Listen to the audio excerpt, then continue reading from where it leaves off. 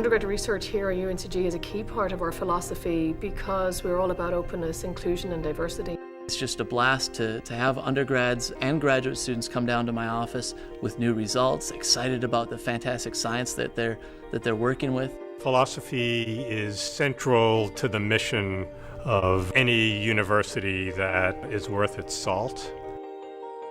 We need poetry programs more than anything else. Poetry is the most ancient of the art forms. Poetry includes not only feelings and emotions, as many people think, but poetry is made of mathematics and imagination and music. I tell them this when we walk into the classroom on day one. I say, we are in this together, and it's not me sitting here with the banking theory of knowledge and you sitting here as empty piggy banks. I enjoy educating students, and one of the best ways to educate students is to get them in a research lab and get them in a research environment, because they're running reactions that no one has run before. They're making molecules that no one has made before. They're testing molecules in biological samples to figure out what their activity is, because no one has looked at these molecules before. For me, it really depends on the individual student and where they are within their work. Part of my job is trying to figure out how to calibrate this and to figure out when someone needs a little more support and when they need to be pushed out on the ice more.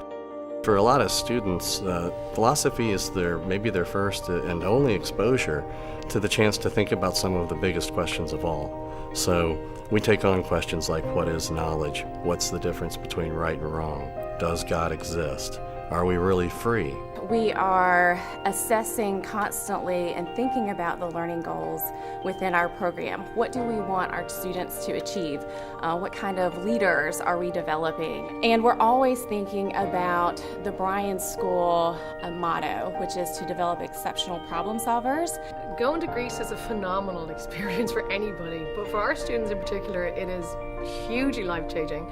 They're usually 18 to 23 or 24. Many of them have not been outside the state of North Carolina. Many of them have not been on a plane before, so they learn a huge amount. And what I try to teach and instill in the students is not to worry about the product so much as what they're doing, as to develop a process to be able to make the art throughout their entire lives. I believe mentorship of individual students is more important now than ever before. That's true of me with every single one of my students. So I craft experiences for my students that will help them become more of who they are in the world. The department and I have been working on our assessment processes and procedures for many years, and it's really gratifying to know that we're being recognized for having made progress. So now when we have an assessment, we're almost excited when we find something that needs to be addressed, because it gives us an opportunity to figure out what we could do differently and how we can help advance our program to the next level. Some of the projects that we're working on deal with medicinal chemistry. So we're trying to come up with a new drug for cancer, the treatment of damage after a stroke. So these are major issues that hopefully my group can play a small part in helping with. We take different solutions, mix them together to get something new. We're kind of doing magic in that regard.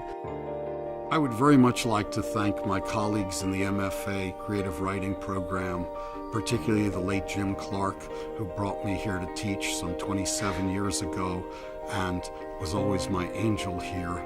I would like to thank two incredible mentors in my life, Lynn Wright and Barbara Salisbury-Wills. The Department of Philosophy would like to thank Jody Pedizzoni for her continual support and encouragement. I would like to thank all of the members of the MSA committee as well as the accounting faculty that are willing to do the assessments. Thank you also to the faculty and staff within the department. I would like to thank my department for their support of my undergraduate research activities, and I would like to thank Lee Phillips for his huge amount of work in the ERSCO office, and Terry Shelton, the Vice Chancellor, for pushing research on our campus. To have an actual office dedicated to undergraduate research, creativity and scholarship is extremely unique.